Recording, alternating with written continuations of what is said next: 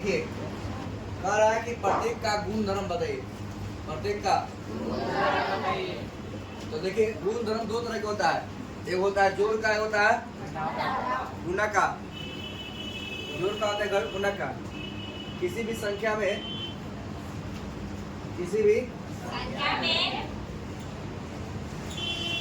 एक से गुणा कर देंगे तो बोलते हैं इसको तत्समक।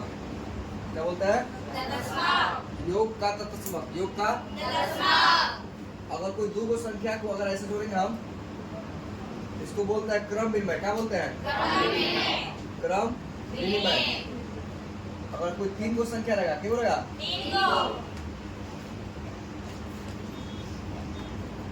और इसको जोड़ेगा तो बोलते हैं हम लोग साचार्य नियम। क्या बोलते हैं? नियम। ये सब जोड़ का है, समझ गए? गुना का क्या रहेगा? खाली गुना कर दिए। क्या कर दिए? गुना। तो दो गो रहेगा तो क्रम विनिमय, तीन गो रहेगा तो साचार्य। योग का अलग, गुना का अलग। हम क्वेश्चन में समझा रहे हैं। क्वेश्चन में आपको समझा रहे हैं एक से गुना है और बोलो इसका क्या हुआ? गुणात्मक तत्समक। जहाँ जहाँ एक से गुना है, देखिए कुछ नहीं है, यहाँ भी एक से गुना है और यही ना संख्या मिल गया। तो इसको बोलता है योगात्मक। योगात्मक अगर जोड़ रहेगा तो योगात्मक और गुना रहेगा तो क्लियर हुआ? अब यहाँ देखिए, आप ध्यान दीजिए, ए बी उल्टा लिख दिया है और बोलो बी और ए। बी और दो गुना है, इसको बोलेंगे गुणात्मक क्रम विनिमय नियम। क्रम विनिमय नियम या गुणधर्म या गुणधर्म। अब यहाँ देखिए कट कटा के क्या रहा है? कट कटा क्या रहा है? जैसे अगर मान लीजिए अगर हम यहाँ 19 लिखते हैं, इसका 1/19 होता है। इससे मतलब क्या रहा है कि 19 कट के 1 आ जाएगा उल्टा। तो इसको क्या बोलेंगे? गुणात्मक। पहले तो गुना है तो गुणात्मक लिए गुणात्मक प्रतिलोम। गुणात्मक। अब कैसे होगा यह समझा रहे हैं हम। 19 माइनस से माइनस कट गया, 19 से 19 कट गया, 29 से 29 कट गया तो क्या मिल गया? यही। जब सिर्फ एक मिले तो उसको बोलता है प्रतिलोम। उल्टा एक बना देगा। जोड़ रहेगा तो जोड़ बनेगा, गुना रहेगा तो जोड़ रहेगा तो योगात्मक और गुना रहेगा तो गुणात्मक। यहाँ देखिए, अब यहाँ देखिए तीन गो है, एगो दुगो तीन गो, एगो दुगो तीन गो उल्टा है।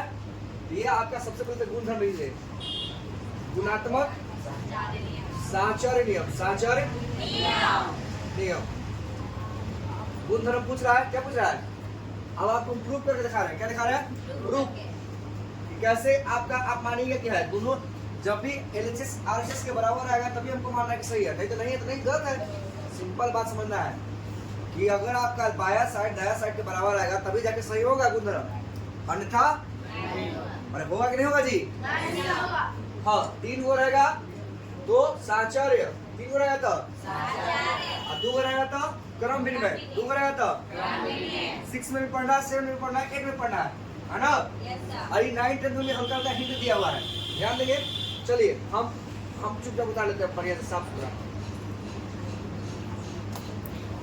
देखिएगा जी, सही उतारा है ना? हम यहाँ बराबर लिख रहे हैं थोड़ा देर के लिए। चलिए बराबर लिखते हैं, यहाँ बराबर लिखते हैं। अगर बराबर आ गया तो देखो मेरे भाई, देखो 3 दूनी 6, 3 दूनी यहाँ पर क्या गया? 1/3। यहाँ क्या गया? 4 दूनी 8, 4 दूनी बराबर। बराबर है कि नहीं हम चेक कर रहे हैं। तो मान के चल रहे हैं कि बराबर है, मान के चल रहे हैं है कि नहीं? हमको नहीं पता है। 3 दूनी यहाँ पे क्या गया? 4/3 है ना? अब देखो 8 को गुना करोगे, यहाँ कुछ नहीं देखा है तो क्या गया? 8/3, 8/3। यहाँ भी कुछ नहीं देखा है तो 4 दूनी 8/3। देखो हम भाई LHS बराबर RHS, LHS बराबर। तो ये नियम पालन करा है, इसलिए क्या है? गुणात्मक साचार्य नियम। गुणात्मक क्लास 8 का ये जो बुक था NCERT का समाप्त हो गया। आपका कौन समाप्त हुआ? चैप्टर 1। अब हम लोग नेक्स्ट क्लास में चैप्टर 2 पढ़ेंगे। उम्मीद है आपको समझ में आया होगा। Total A to Z, rational number, परिमेय संख्या, अपरिमेय संख्या, वास्तविक संख्या, अवास्तविक संख्या, पूर्णांक, पूर्णांक में 3 तरह के, धनात्मक पूर्णांक, ऋणात्मक पूर्णांक और जीरो पूर्णांक। फिर पर हमको भाज्य, अभाज्य, भाज्य और अभाज्य। फिर हमारे पूर्ण संख्या, प्राकृत संख्या। अरे बोलो, क्लियर है ना? चलो ठीक है।